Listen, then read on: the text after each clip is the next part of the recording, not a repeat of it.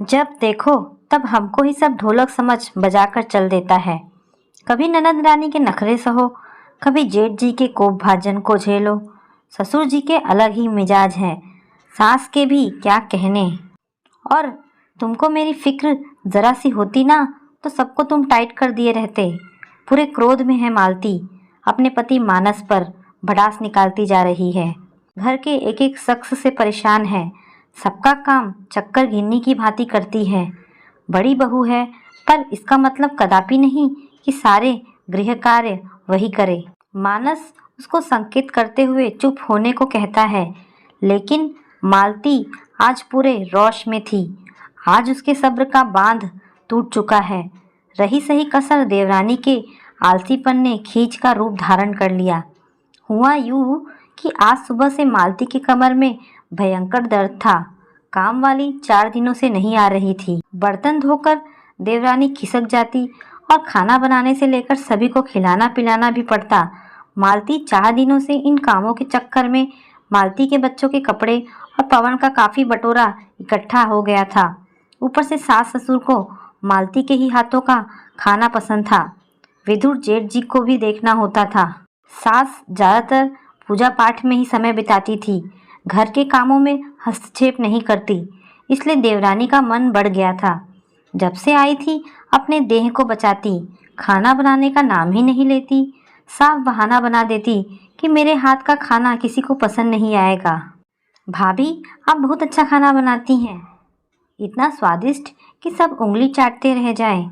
इतना मक्खनबाजी करती कि मालती फूल के कुप्पा हो जाती और खूब श्रद्धा से खाना बनाती और खिलाती। अब वो समझ गई थी देवरानी की चालाकी। कहते हैं 100 चोट सुनार के 1 चोट लोहार की। आज की तकलीफ को देखकर भी मालती की देवरानी करनी काटकर अपने कमरे में चली गई। जान रही है कि मालती के कमर में दर्द है, खीसे निपोड़ते हुए बोल रही है कि भाभी एक पेन किलर ले लीजिए, 1 घंटे में आराम हो जाएगा। बोलकर किचन से चलते बनी, किचन का सारा काम बाकी। दर्द से बेहाल मालती को रोना आ गया है। किसी तरह लंगड़कर कमरे में आती है और अपने पतिदेव पर अपना गुब्बार निकाल देती है। पवन कहता है, जाने दो ना, वो छोटी है, तुम बड़ी हो, अपना बड़प्पन दिखाओ। नहीं, वो छोटी है पर खोटी है, बहुत ही चतुर।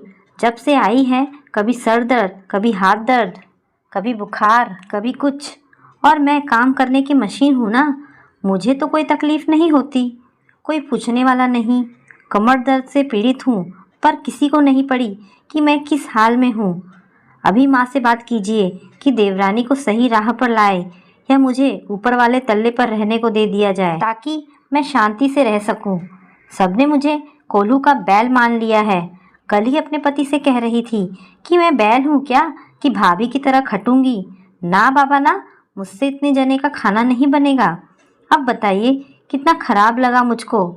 अच्छा, अभी माँ से बात करता हूँ, तुम आराम करो। और मालती की कमर में वॉलिनी स्प्रे छिड़क देता है, जिससे मालती को आराम मिलता है।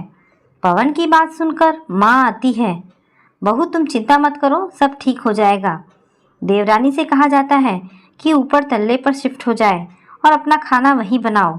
बड़ी बहू हमारे साथ रहेगी। देवरानी की हालत खराब थी, क्या करती, ऊपर गई रहने और देवर भी गए। आज सास ने मुझे वो मान सम्मान दिया है कि सारा दर्द भूलकर अपनी घर गृहस्थी में तल्लीन हो गई। देवर देवरानी का आपस में रोज किचकिच होता है, चीखने चिल्लाने की आवाज़ आती है। देवरानी की देह चुरई उसी पर भारी पड़ गई है। देवर भी त्रस्त है, लेकिन इसके लिए वो स्वयं जिम्मेदार हैं। नीचे अकेली मालती काम करती थी, तब देवर अपनी बीवी के साथ गपशप में मशगूल रहते थे। कदापि ये नहीं कहते कि जाओ भाभी का किचन में मदद करो। अब आया ऊंट पहाड़ के नीचे। तो दोस्तों, ये कहानी आपको कैसी लगी? अगर आपको कहानी पसंद आई हो तो प्लीज़ इसे लाइक एंड शेयर करें। धन्यवाद दोस्तों।